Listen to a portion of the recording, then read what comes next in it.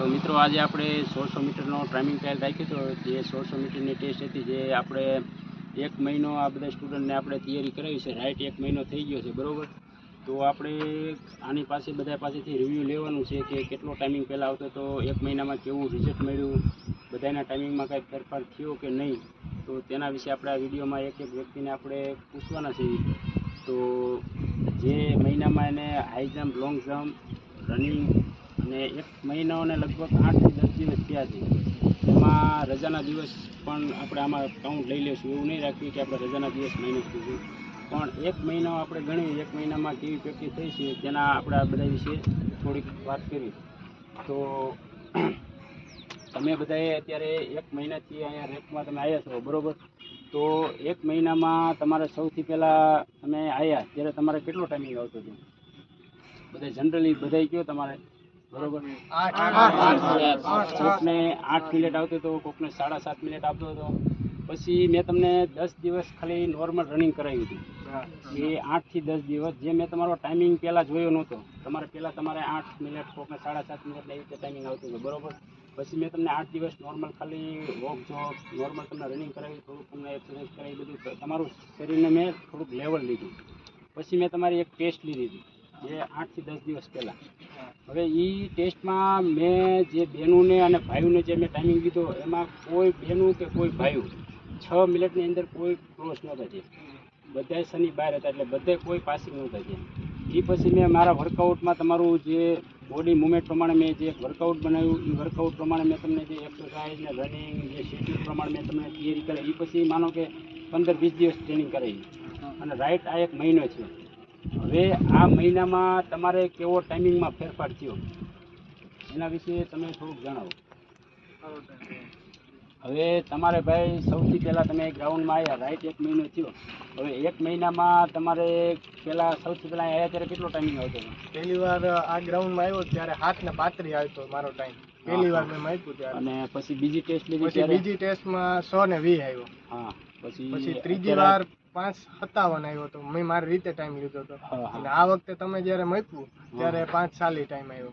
હા, 5:40. અત્યારે એ ભાઈ ફોરેસ્ટનું જે ગ્રાઉન્ડ હતું 1600 મીટર, એ 5:40માં અત્યારે ક્વોલિફાય થવા માંડ્યું. પહેલાં તેના ટાઈમિંગ બહુ ઝાઝું વધી જતું હતું. બીજલભાઈ તમે કહો. પહેલાં ગ્રાઉન્ડમાં આવ્યો ત્યારે મારા 5:07:37 આવતો હતો ટાઈમ. પછી બીજી વાર ટેસ્ટ લીધી ત્યારે 5:58 આવ્યો. અને અત્યારે હાલ ટેસ્ટ લીધી ત્યારે 5:45 ટાઈમ આવ્યો. હવે આ વિડીયોનો ટાઈમિંગ મેં યુટ્યુબમાં વિડીયો આની પહેલાં રનિંગનો પણ હું મેકવાનો છું. તો એ તમે આની પછીનો જે વિડીયો આવશે એમાં ટાઈમિંગનો પણ વિડીયો છે, એમાં પણ તમારે ટાઈમિંગ આ બધાનો જોઈ લેવાનો, બરાબર. તમારે ભાઈ પહેલાં સ્ટાર્ટિંગમાં જ્યારે ગ્રાઉન્ડમાં આવ્યો ત્યારે પહેલી વખત માપ્યું હતું ત્યારે 6:20ની અંદર આવતો હતો. અને ત્યારબાદ અત્યારે હાલમાં આપ્યું જે આજે ટેસ્ટ હતી એમાં તો 6:05:50ની આજુબાજુ પૂગી ગયું. એટલે ઘણો બધો સુધારો થયો અને મહેનત કરવાથી સુધારો થાય જ. તમારે ભાઈ પહેલાં કેટલો ટાઈમ? મારે 1 મહિના પહેલાં આવ્યો ત્યારે 7 મિનિટની અંદર આવતું હતું. અને આજે સાહેબે માપ્યું એટલે ધીમે ધીમે ટાઈમિંગમાં ઇમ્પ્રૂવ આવતું ગયું. આજે મારે 5:32માં આવ્યું છે. બીજા તમારે ભાઈ? પહેલાં હું આવ્યો 4 રાઉન્ડ જ નહોતા લાગતા.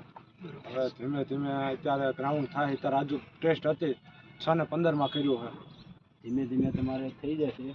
બીજા બધા ભાઈઓને તમારે અત્યાર લગન 1 મહિનો તમે પ્રેક્ટિસ કરી, તમારા રનિંગમાં રિયલિટીમાં કહેજો. 1 મહિના પહેલાં કોઈ 6 મિનિટની અંદર ક્વોલિફાય નહોતા થયા. અત્યારે તમારા બધાય ટાઈમિંગમાં મારી દ્રષ્ટિ પ્રમાણે 6ની અંદર તો ઘણા વ્યક્તિ પાસે થઈ ગયા છે. વિડીયોમાં બધા જોશે, બરાબર.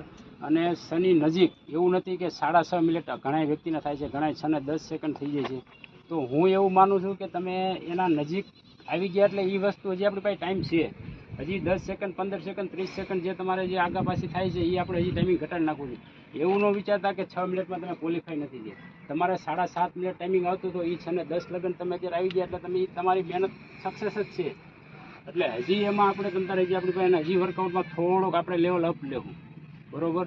એટલે બધું થઈ જશે. અને ઘણા બધા મિત્રોને અત્યારે લોંગ જમ્પ, હાઈ જમ્પ, રસાસડ આ બધી વસ્તુ નથી થતી. આજે આપણે ટેસ્ટ કરી તો પહેલા દિવસે આપણે ટેસ્ટ કરી પહેલી વાર ત્યારે કોઈ ક્વોલિફાય નથી થતા, બરાબર. બીજી વાર ટેસ્ટ કરી ત્યારે આમાંથી 3 થી 4 જણા એવા હતા કે જે ફોરેસ્ટનું કમ્પ્લીટ કર્યું.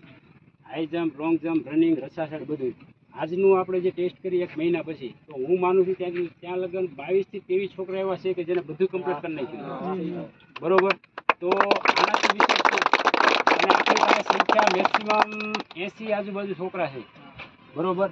એમાં ઘણા વ્યક્તિ હજી અનરેગ્યુલર રહે છે, તો હું એને એવું કહેવા માંગુ છું કે તમે અનરેગ્યુલર રહેવામાં જેટલી પ્રેક્ટિસ વગર કોઈ વસ્તુ નથી. કદાચ હું કે કદાચ ગમે એ કોર્સ હશે, તમારે પ્રેક્ટિસ વગર કોઈ વસ્તુ રિઝલ્ટ નથી આવવાનું. કેમ કે કોર્સ તમને તમારી ભૂલ તમારો રસ્તો દેખાડી શકે. મહેનત તો તમારે જ કરવાની છે. બરોબર. બીજું કે આપણે ઘણા વ્યક્તિ 100-200 છોકરા હોય, ઘણી એવી એકેડમીઓ છે, અને કોઈનું આપણે નેગેટિવ નથી વિચારતા. બધાને કહું છું ગમે એ કોર્સ પાસે જાય.